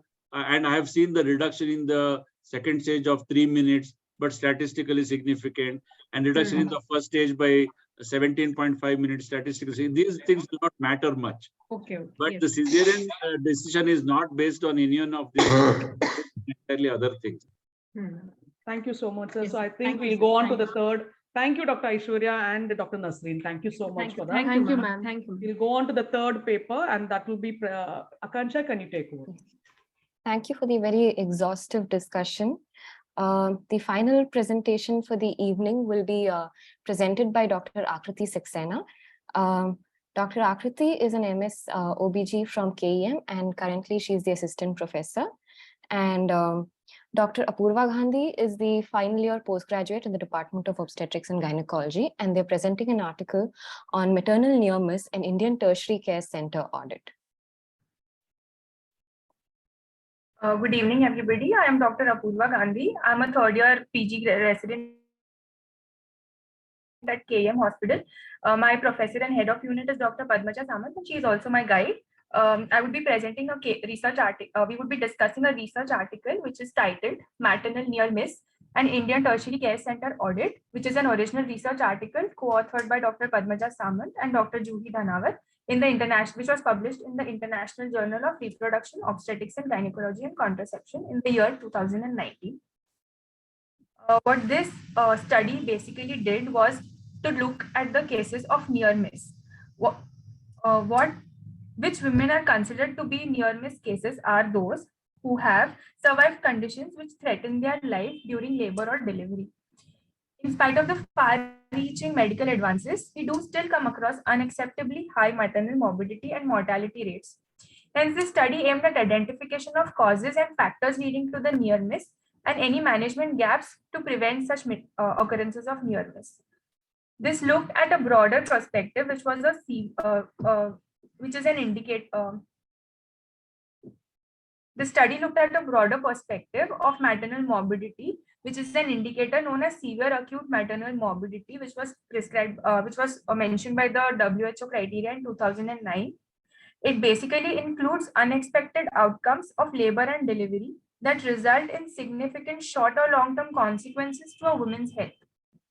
The methodology that was used in this study was an analytical one. The study was an analytical study wherein there were retrospective and prospective cases taken. The retrospective cases were studied by using the indoor case sheets of the patients, and the prospective cases were taken from questioning the relatives and the patients. This was a single-centric study. What it did was to identify the gaps in diagnosis and treatment of maternal near misses, to find the administrative system gaps, and it also found out the maternal near miss to the mortality ratio which basically indicates the efficiency of a healthcare system, wherein a higher ratio would indicate a better healthcare. Since the sample size calculation was based on the total number of maternal deaths and the near misses along with the number of live births, this was coming down to be smaller. So a convenience type of sampling was taken, wherein 600 cases of near misses were enrolled in this study. WHO near miss inclusion criteria was used to identify the cases of near miss. The study gave an incidence of 112, near miss incidence of 112 per 1000 live births, and a near miss to mortality ratio of 14:1, essentially meaning that for every 14 cases of maternal near miss, there was one mortality.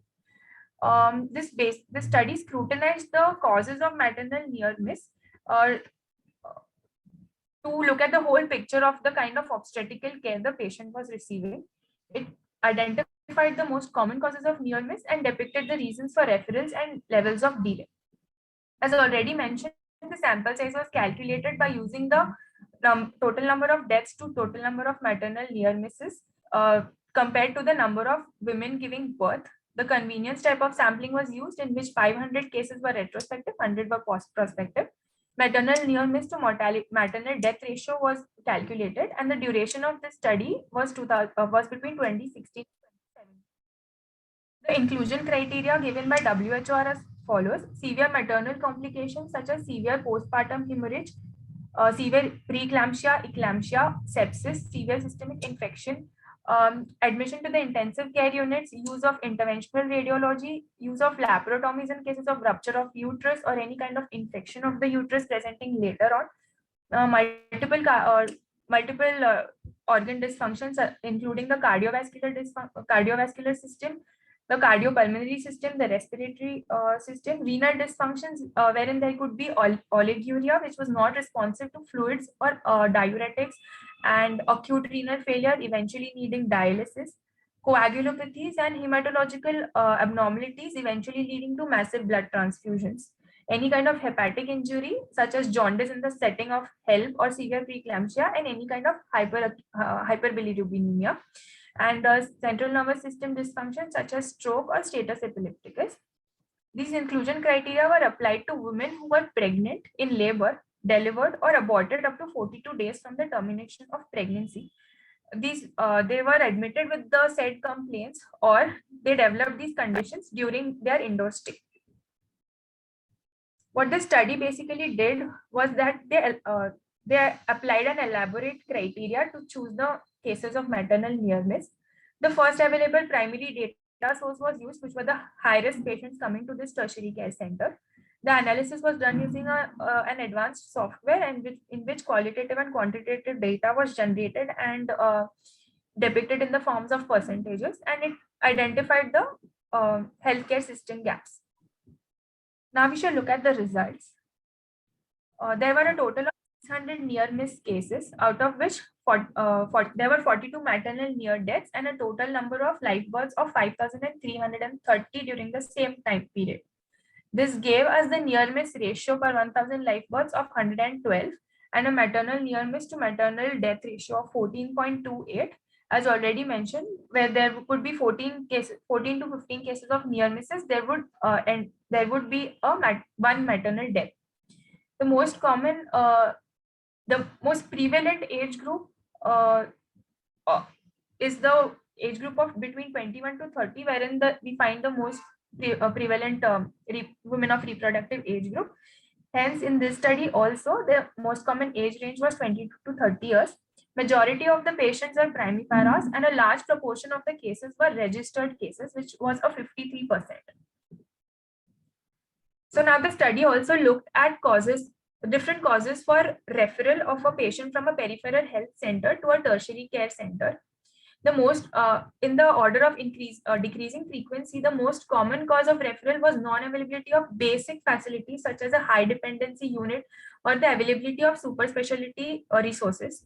The next most common cause was non-availability of a neonatal intensive care unit. The next was a non-availability of 24-hour functioning blood bank dispatching blood and blood products, as well as non-availability of a well-functioning operation theater and even that of a non-availability of doctor. It identified the most common causes of maternal near miss.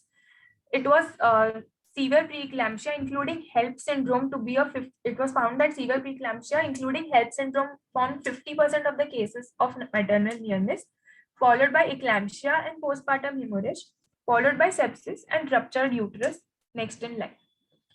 The most common organs involved were the heart and the liver, followed by the kidney, hematological system, brain, respiratory system, and uterine dysfunction such as uterine infection and uterine hemorrhage. The distribution of cases requiring critical care admissions were as follows.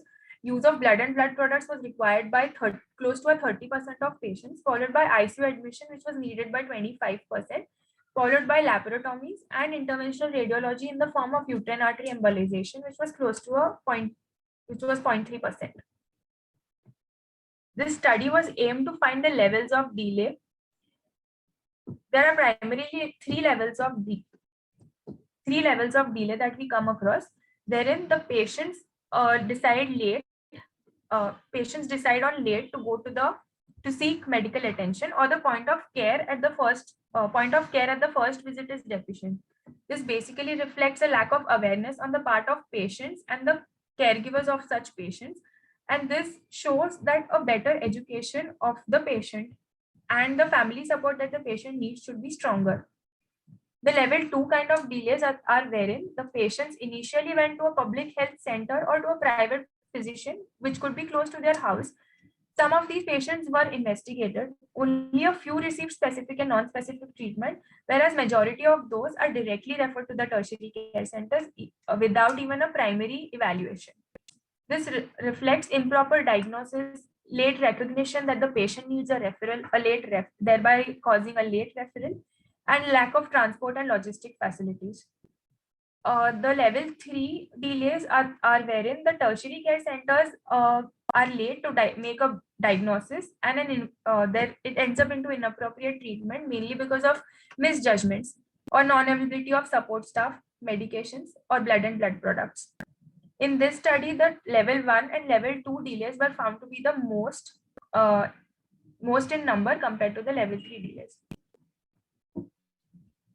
This study basically audited the large base of maternal morbidity, which is reflected by the severe acute maternal morbidity parameter. It overlooked the entire process of why the patient comes to a tertiary care center in the way in that worsened condition. We as PG training graduates come across critical patients, and patients are already in a worsened kind of situation, and we tend to follow what our seniors or what our guides want us to do and treat the patient. However, having a better overview of why the patient has come in that condition will help us prevent such causes of maternal near miss, if at all, and when we go and have a private practice of our own or in a peripheral health setup. Since maternal near miss is just one step away from maternal death, the analysis of causes of maternal near miss will eventually curb the amount of maternal death.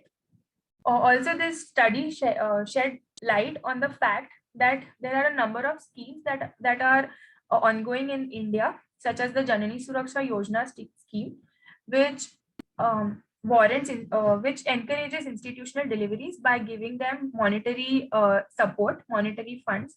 And the studies which were done on the impact of this Janani Suraksha Yojana scheme showed that there was an overall decline in the number of maternal deaths. However, the maternal near misses were the same.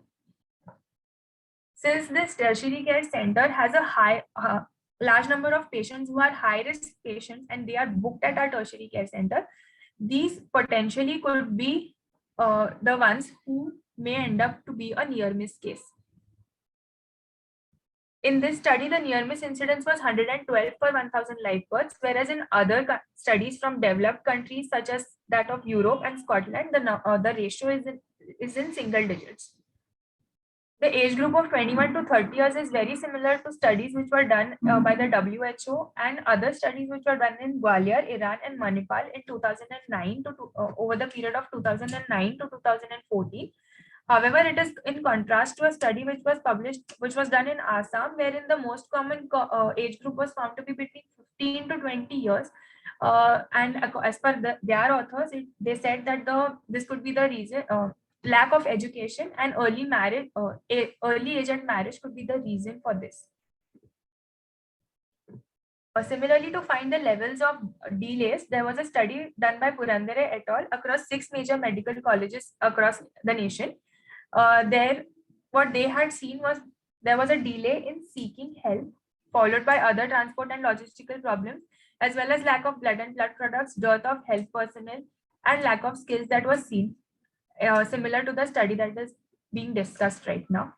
In developing countries such as Bolivia and Pakistan, the studies that were done there, it was found that 75% of the women already were received in a critical state at the tertiary care center, thereby highlighting the importance of timely identification of such critical cases at the peripheral health centers and their timely referral to a tertiary care center. Hence, an overview of the study, what I find as an overview of the study is that if we curb the potentiating factors that cause maternal near miss, we basically end up preventing maternal deaths. This can be the correctable measures that we can take is a good antenatal care where there is a proper follow-up of high-risk patients at the at outpatient level. Also that they are counseled better and they get education about their high-risk situation. Early identification of risk factors by the peripheral health institutes which cater to a large number of population, and also taking decisions of a timely delivery. Also, some tertiary care centers do receive patients who have received maybe a single dose of corticosteroids for lung maturity or neuroprotection, or magnesium sulfate, which is prophylactic for eclampsia, but not all cases, which could be a good practice to be adopted by the peripheral health centers. And again, a well-functioning equipped OT with staffed well and with good blood bank facilities. What I would say is that other limitations of this study is the kind of gender gap that we kind of fail to understand or fail to give a thought to, wherein there should have attempt have been made to find the attitude of the pregnant patients and the healthcare and the family support that the patient received. The kind of education they had was one thing that could have been looked. Also, we failed to see the years of healthy lives lost in terms of DALI, that we say disability adjusted life years. In that, there is a large amount of years that are healthy years that are lost due to the disability that is caused because of a maternal near-miss. Say the patient did land up into say the patient did have a rupture uterus or did require an emergency laparotomy wherein there was hysterectomy done. So this eventually leads for her to have healthy years of life lost from her lifespan. Also, it needs to be seen that the doctor-patient ratio in critical care settings in tertiary care centers and overall in the healthcare system of India is less. So this is one matter that needs to be looked upon. The other strengths and pitfalls of this study were that the strengths were that it did cover the high-risk cases that were registered, and there was a close oversight by the healthcare professionals who were in direct contact with these high-risk cases. However, this study was done in a single center. It was not a multi-centric study, and it did not take into account the few of the cases that failed to reach the tertiary care center and the analysis that can be done at the peripheral health centers. And also the denominator that was used to calculate the number of live births was not from the entire municipal ward or the district, but was from the same tertiary care hospital. Thank you. Can you stop sharing? Yes. Dr. Akriti would like to say something before we start the discussion. Yes, ma'am. Good afternoon, everyone. There were some limitations of this study that we could have covered actually. For example, we couldn't really segregate the level of delay which had happened because of which it was a maternal near miss. Like we couldn't evaluate whether there was a lack of knowledge of patients, or whether if the peripheral hospital has just said that doctor not available, this could have been an obstetrician, it could have been an anesthetist, it could have been doctor not available, it could have also been staff nurse there, or there would have been no OT mama, or a lot of medication. There could have been so many things which we couldn't figure out exactly what was lacking in these peripheral hospitals. Also, there is a possibility that the patient knew, the doctor at the periphery knew, but there was a problem in referring the patient because there was no ambulance service or limited ambulance service. Like there are times when we have received 3 patients together in the ambulance because they have only ambulance. So they wait till there are 1 or more patients so that they can be sent. Also, there are a lot of national programs which are in place like GSY, GSSK, but whether they are really being implemented, we don't know. Like if the ASHA worker in Karjat can really identify and send the patient to KEM in time, or whether JSSK is, the funds are there in the hospital, and if they are there, then whether they are covering things like investigations that are sent outside or medication that is not available in our funds. Also, the long-term effects of maternal near miss. Like if a patient has undergone PPH, she may have developed Sheehan syndrome, or she couldn't ever establish breastfeeding, or if she had OH, then whether what was the mental trauma or of the whole event, or whether she was shunned by her family because she has lost her reproductive capabilities, and the whole trauma of losing the whole system of menstruation at such a young age. So all these things we have not been able to cover in this study. If we had been able to, then it would have been great. Sheila Madam, what will be your comments on this?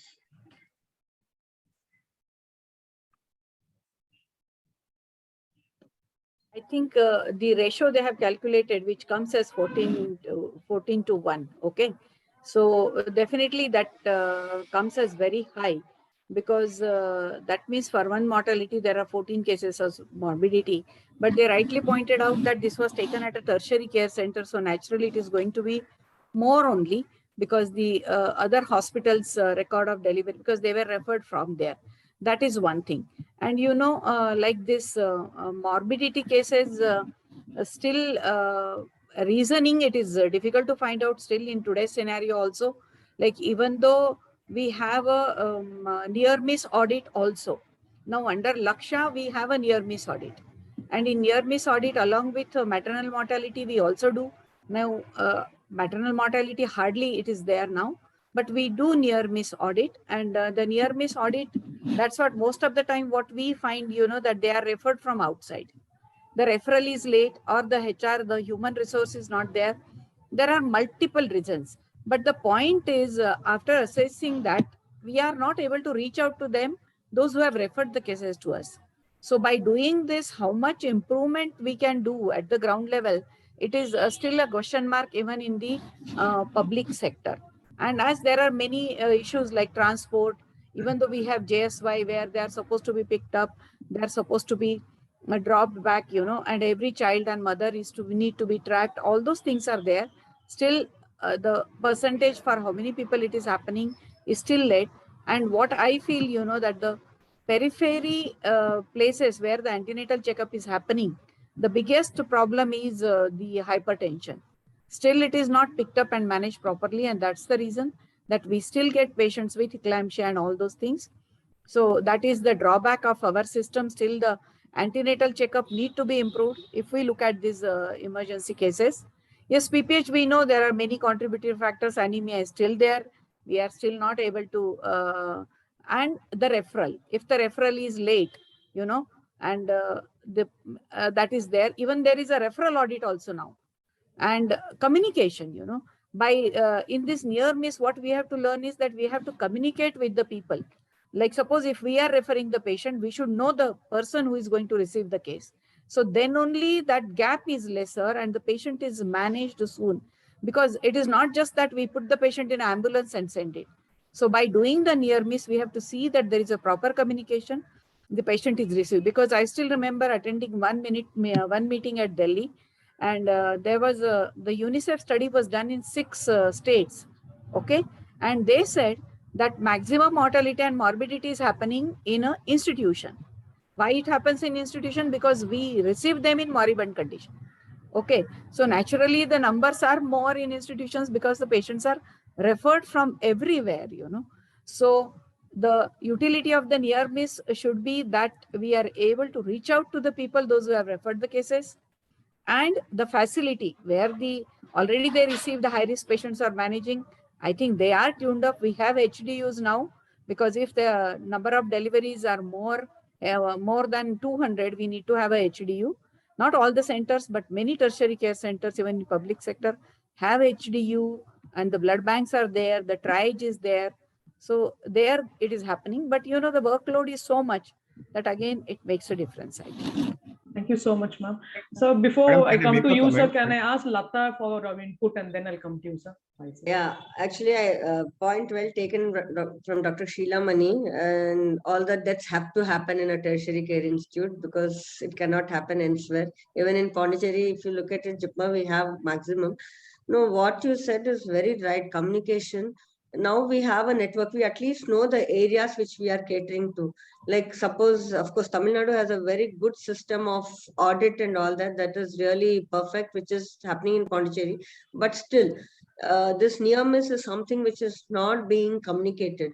So we have neighboring districts which are very this thing. So now we have sort of a network. We tried in COVID, because COVID we had to stop. Now again, now we started it where we have a WhatsApp group. So each and every patient who is referred to JIPMA, their details are given back to these people. And once they are low risk, or even if they are discharged from the hospital, we don't know about the long-term problems for them. So that also needs to be monitored. So that is being done. I think all about near miss is communication, refer early, and we need to again go back and train these people how to recognize earlier. That is something which is really missing, whether it is for vaginal deliveries, whatever, to pick up. They can't expect gadgets in every places, but at least pick up those. What is happening is most of the time the low risk patients are being referred, or they come on their own. These high risk patients are getting missed. That's what we need to again retrain these workers at grassroots level and at primary health center level. I think that has to be a big thing about how to pick up. Lata, you are aware of PSMMA, no? 9th of every month. Yeah. That high risk pregnancy clinic, So many, but the taluka level as well as the smaller CSCs, they do that, that where the high risk, slowly the patients are also aware. But, it is not that if we do once a month in between. Not also once a month. It has to be a regular training. And I think the feedback has to go with each and every patient back to them. That is what is more important. And now the communication is not at all difficult. Sir, Dr. Gaurav from KM wants to say something before we go on. Yeah, madam, actually, I just wanted to point out that, KM receives a lot of referrals. And like I think Lata madam was saying, that there has to be some sort of improvement in this referral system, because frequently this patient who is actually a near miss goes from one place to the other, and then eventually lands up in such a moribund state that it is very difficult for any resident or faculty at our institute. I mean, we have patients who even come from Alibag by boat, and they are literally dumped in DIC. So it's tough. I mean, some other countries which actually don't have a very high GDP, like Mongolia, actually admit their patients who are high risk. They keep them in-house till the delivery. Of course, it's difficult in our country, but there is some things that we should look up on, rather than, sending them back home and they end up in a very bad state. And another thing I would like to say is, many of the doctors, as Gaurav is telling, they don't put a proper effort, send a person along with the patient. That makes a lot of sense. They're just, dumping on one person who's like a healthcare worker, but who doesn't know how to handle the patient on the way. That is very, very, very important. Even if it is in local hospitals, like from other institute to this, better a resident or some doctor who can resuscitate the patient, intubate on the way, or do something before bringing the patient. That Madam, is something which is lacking again. Madam, actually, I'm not sure about Manipal or JIPMER, but our junior assistant professors are also posted in periphery, which is linked. So actually there, it's also very difficult, because when I was posted there, we literally had to put the patient in the ambulance. Like, we have no help at all. So there are various factors that come into play. and there is no blood, and these are just running at full strength without any support. And ambulances and all are another factor. So that there are problems at both ends. Okay. First of all, I want to congratulate Apurva and Akriti and even Gaurav if you are involved in this. What I want to clarify now, contrary to what Dr. Sheila Madam said, 14:1 is excellent actually. Anything more than 5 is excellent. See, what we are talking here are two different things. One is near miss ratio. If the near miss ratio is anything more than 5:1, it is very good. That means for every 5 near miss cases, you are able to save 1.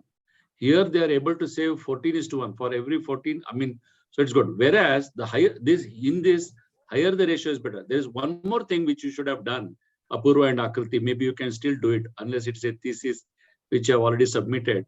If it's ongoing, you can still do what is called mortality index. That is different. That should be lower the better.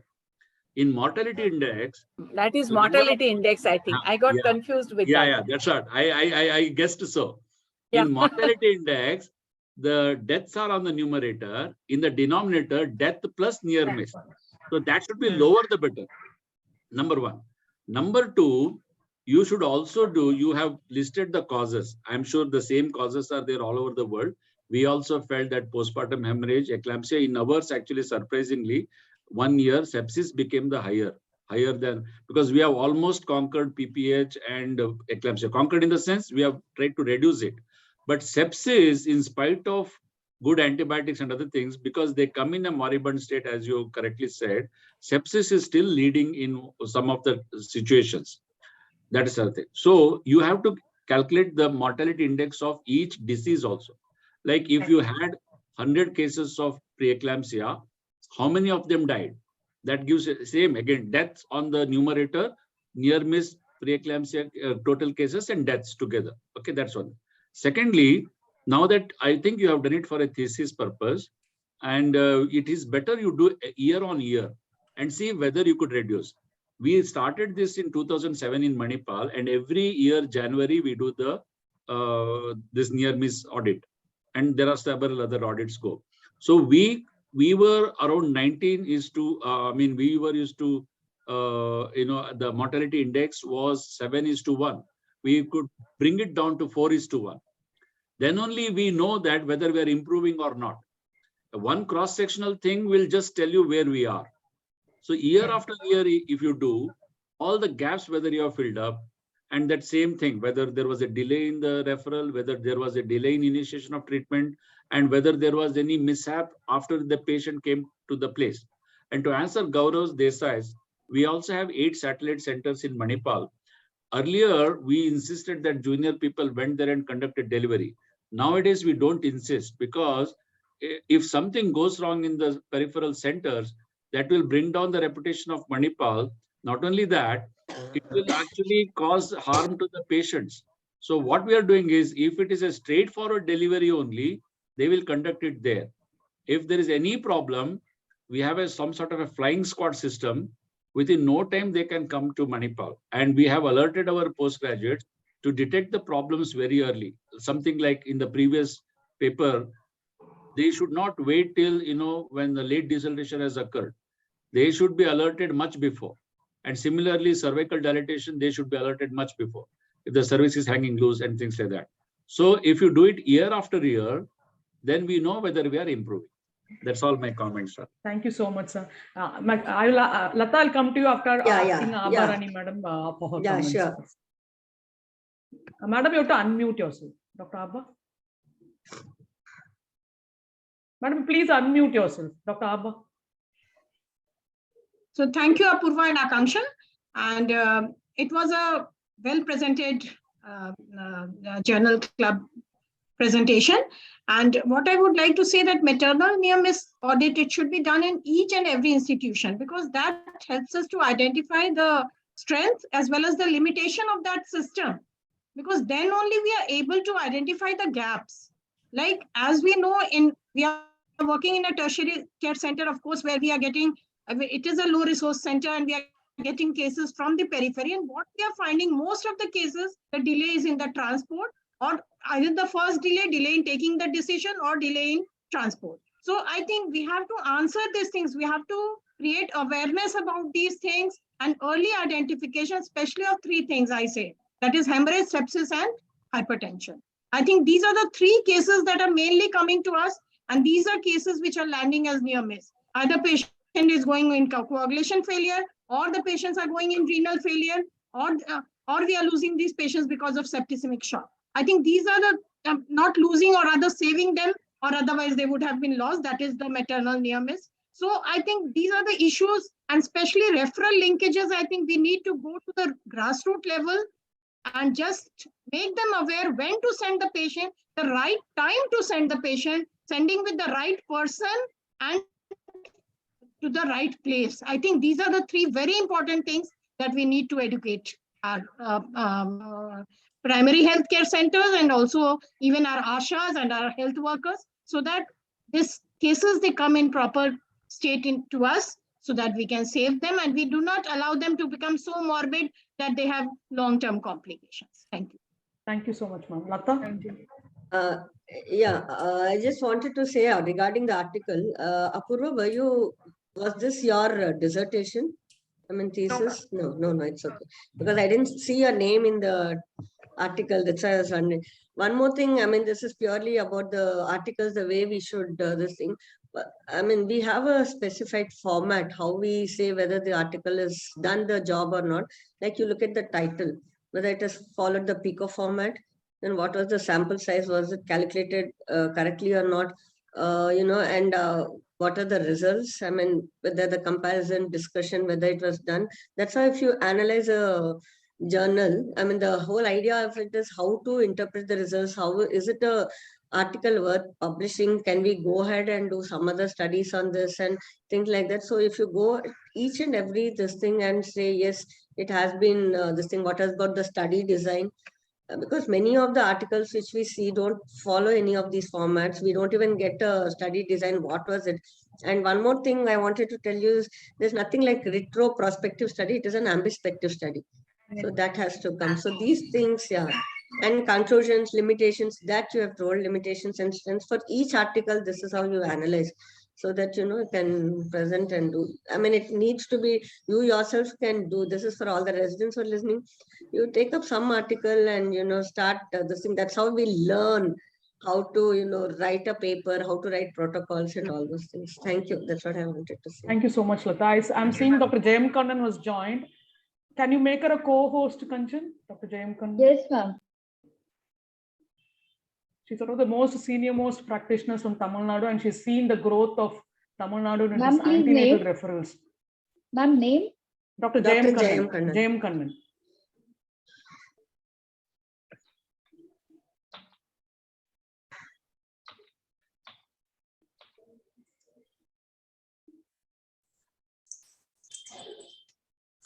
Done, ma'am. Yeah, ma'am, you can unmute yourself.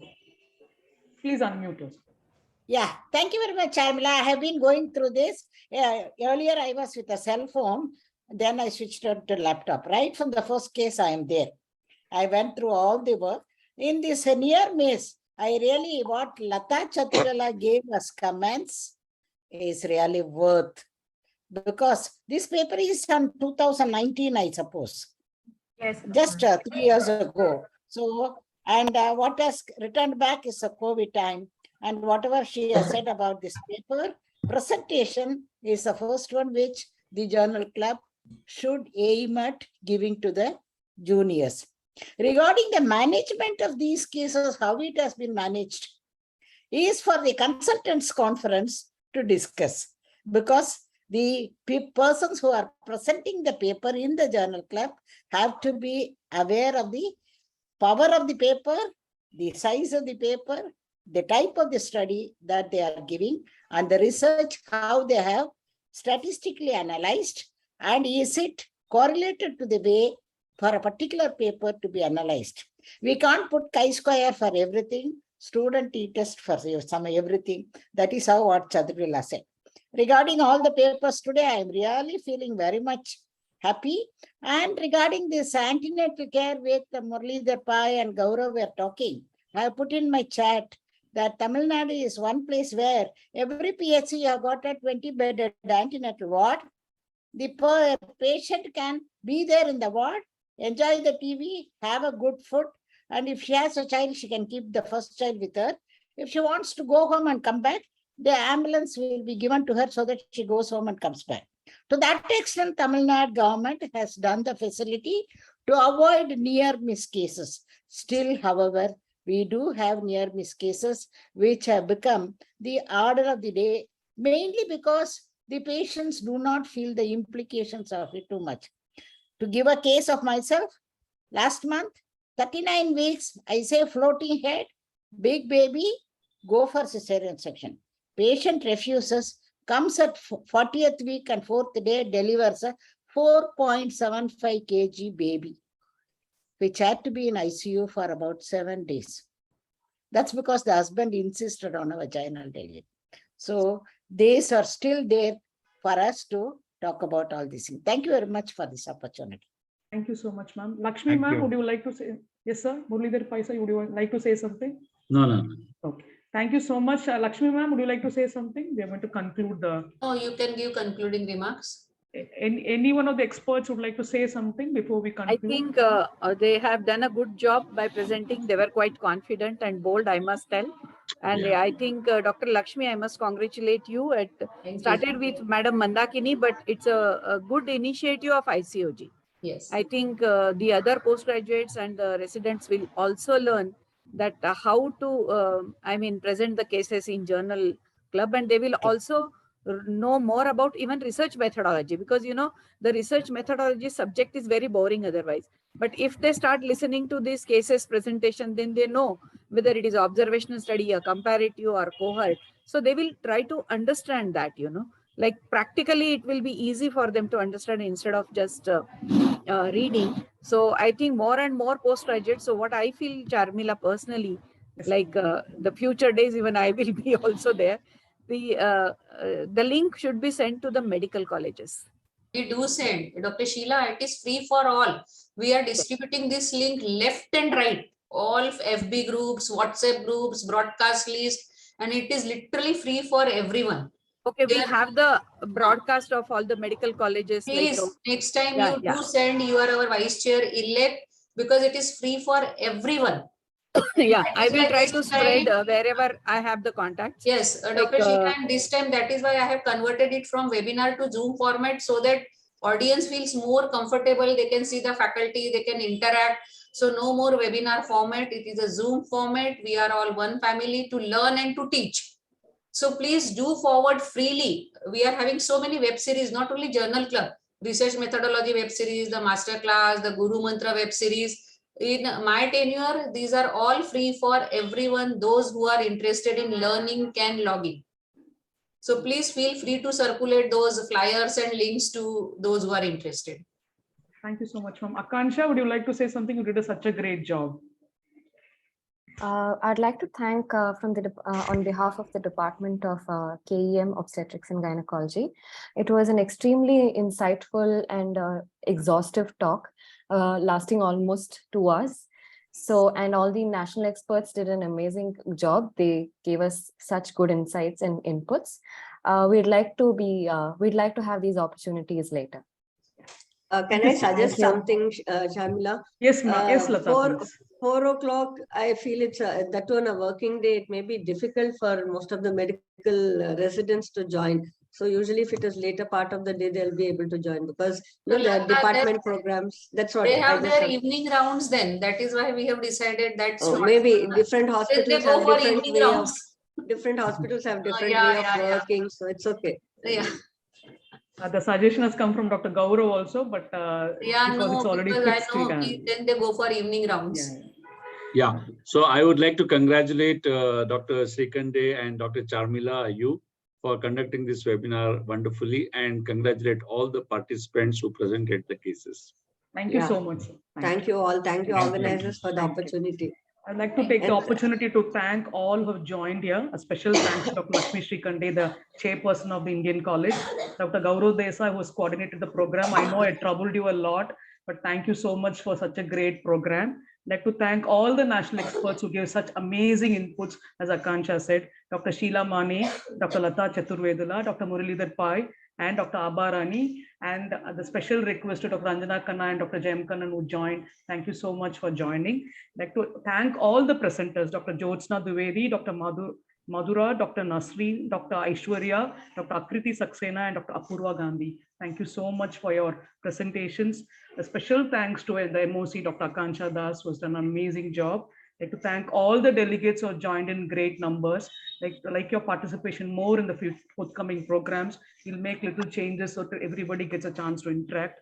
I'd like to thank Neelima of the Indian College Office, who has done such great work even during All India and has done all the work for us. And thanks to Dr. Jignesh, the technical support, who has done such a great job of coordinating. Thank you so much to all of you for joining. It's a pleasure. Congratulations, Charmila. We have people from Nepal also attending. Yeah. Thank you so much. Thank you. Okay, Thank you. Somal, you can stop recording. Yeah. So Yes, see ma'am. you all. Thank Bye. you very much.